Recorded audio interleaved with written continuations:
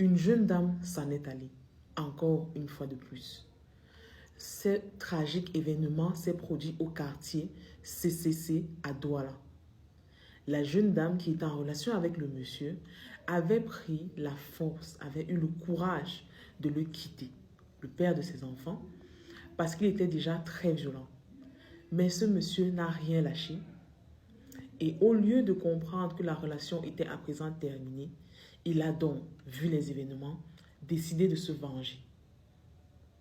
Sa petite sœur qui était présente aura essayé tant bien que mal de la défendre et ressort de là avec une blessure dans le dos. Sa douleur est immense lorsque nous regardons les vidéos. Mais je tenais quand même à faire un éclaircissement. Partout sur les réseaux, on parle de non-assistance à personne en danger. Parce que selon l'histoire, il y aurait une colboxeuse qui était présente lorsque la dame est tombée dans l'école avant que le monsieur ne l'attaque avec la machette.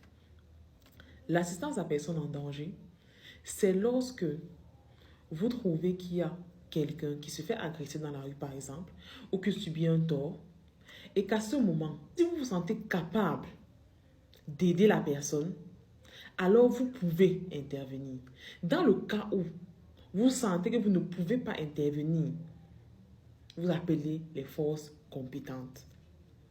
Il n'est donc pas question de jouer au héros en route alors que vous êtes clairement, de manière physique, plus faible que la personne, plus petite que la personne, et qu'il est clair qu'une fois que vous serez aventuré face à la personne, ce ne sera pas une bagarre, mais ce sera quelqu'un qui va vous massacrer.